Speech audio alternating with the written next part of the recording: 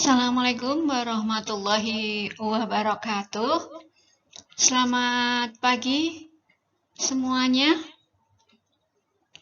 Bagaimana kabarnya? Masih semangat ya? Baik, harus semangat ya. Apalagi semester 1 itu terdiri dari orang-orang pilihan ya.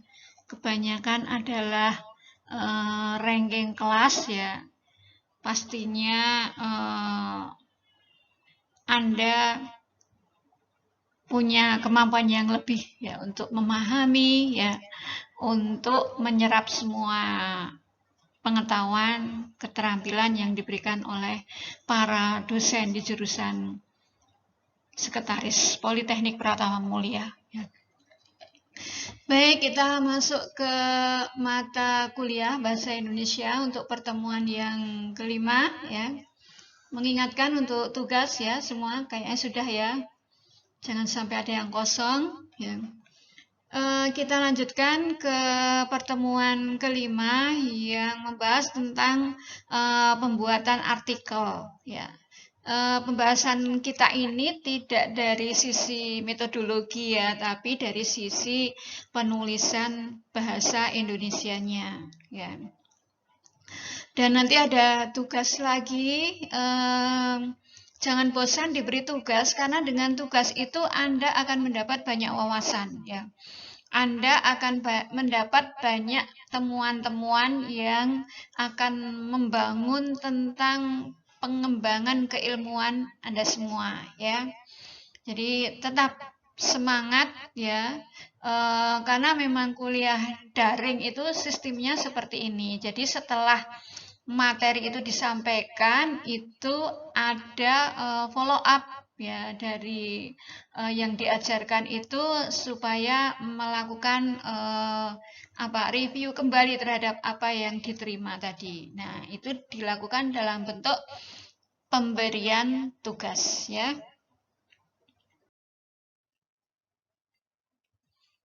Baik, kita langsung ke materi.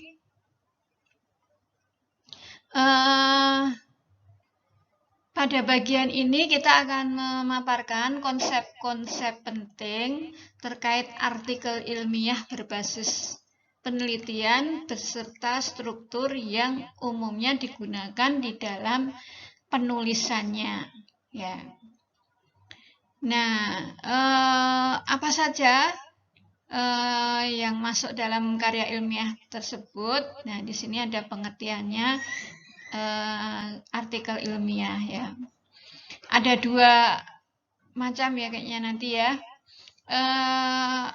Artikel ilmiah ini adalah artikel yang berbasis penelitian.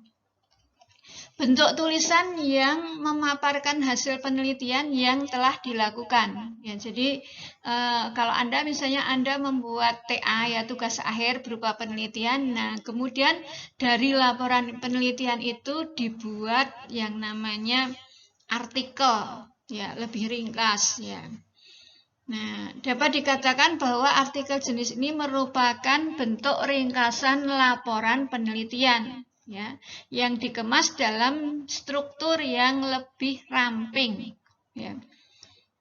Nah, ini kalau Anda yang punya kemampuan menulis ya, bisa membuat artikel, dikirim ke surat kabar ataupun majalah.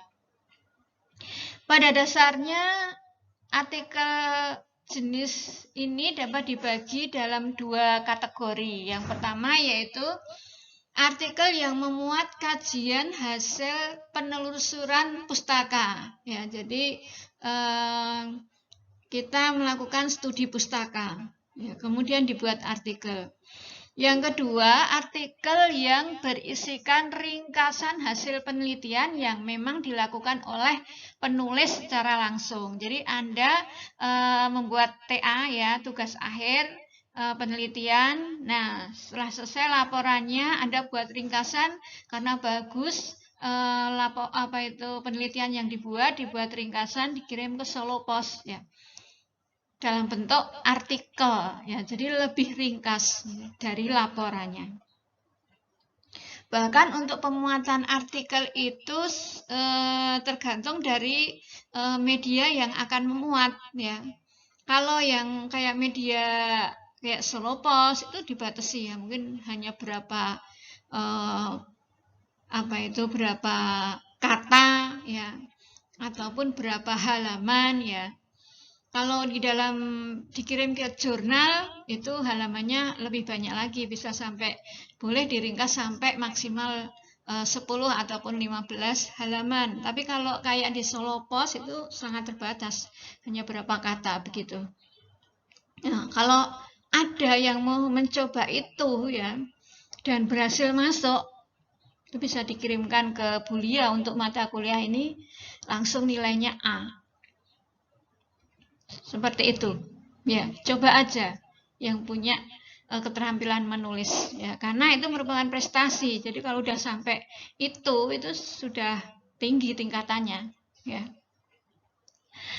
Baik, selanjutnya struktur artikel ilmiah ya. Untuk artikel yang menyajikan penelusuran pustaka ya, hasil penelusuran pustaka, sistematika yang umumnya diikuti adalah setelah penulisan abstrak dan pendahuluan, bagian metode penelitian, temuan, dan pembahasan diganti dengan poin-poin teori atau konsep yang dihasilkan dari penelusuran pustaka yang telah dilakukan ya. Jadi poin-poinnya beda. Kalau artikel yang berbasis pustaka ini beda poinnya ya. Nah, di sini ada itu contohnya ya, dibedakan dua hal yang berbeda. Nah, pada artikel yang berbasis kajian pustaka itu urutannya abstrak, pendahuluan, nah terus konsep-konsep dari teori yang mau disampaikan. Selanjutnya yang terakhir itu simpulan, rekomendasi, dan implikasi. Nah, beda dengan artikel yang berbasis penelitian. Kalau artikel yang berbasis penelitian, kita tinggal meringkas daripada laporan penelitian.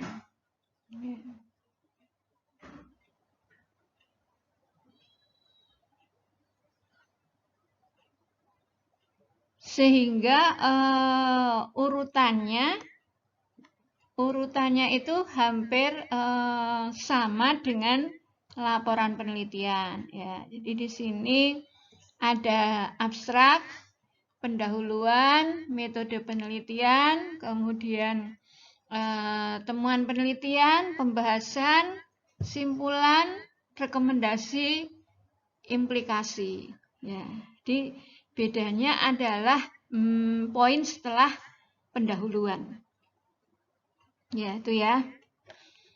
Nah, selanjutnya untuk pemahaman yang lebih implementatif, saya memberikan tugas pada pertemuan kelima itu, yaitu Anda lakukan kunjungan ke perpustakaan kampus. Ya. Jangan lupa ketika masuk ke kampus itu tanda tangan presensi di situ, karena ini ada nilainya ya. Tanda tangan presensi itu ada nilainya, penting untuk akreditasi juga ya. Sejauh mana, sebanyak mana mahasiswa mengunjungi perpustakaan. Sekarang kan males ya mengunjungi perpustakaan karena ada Mbah Google ya. Nah, selanjutnya Anda ambil contoh salah satu karya tugas akhir alumni prodi sekretaris. Covernya warna pink ya, untuk membedakan dengan jurusan yang lain ya. Ketik apa yang menjadi judul dari karya tugas akhir dan nama pembuatnya. Judulnya apa, nama pembuatnya siapa. Ya, yang Anda ambil di perpustakaan itu. Selanjutnya, lihatlah bagian sistematika penulisan karya ilmiah. tulislah sistematika penulisannya atau struktur penulisannya dengan lengkap. Sistematika penulisan itu bisa dilihat pada bagian daftar isi bisa juga dilihat pada bagian 1, pada bab 1 dibuka ya. Kemudian bagian terakhir, nah itu ada uraian tentang sistematika penulisan. Nah, seperti itu tugasnya, baca instruksi dengan teliti ya. Di sini saya beri contoh ya, misalnya Anda ambil karya kakak kelas Anda atau alumni tadi ya, laporan TA yang covernya warna pink, kemudian tulis judulnya, misalnya di sini pengaruh pelayanan prima dan kinerja customer service terhadap kepuasan pelanggan pada DF Aesthetic Center Simo. Nah, siapa yang bikin di situ? Di sini Ambar Setia Ningrum. Selanjutnya tulis sistematika penulisannya di sini seperti ini. Ya, sampai seterusnya Anda ketik. Nah, ini ya, ini nanti hasilnya dikirim, dikumpulkan lewat Google Classroom ya, seperti biasa. Waktunya ya paling lambat minggu depan ya, supaya Anda tidak kemerungsung ya dengan tugas-tugas yang lain, maksimal minggu depan sebelum kuliah bahasa Indonesia ini ya. Baik, saya kira itu untuk pertemuan kelima ini ya. Anda kunjungi perpustakaan, sekaligus nanti Anda akan tambah wawasan dan mulai mempunyai ide-ide baru untuk nanti karya yang akan Anda tuangkan pada tugas akhir Anda. Jadi Anda sudah sedini mungkin memahami kayak apa sih karya TA itu ya. Ya, saya kira itu ya yang bisa Bulia sampaikan, kurang lebihnya mohon maaf. Assalamualaikum warahmatullahi wabarakatuh.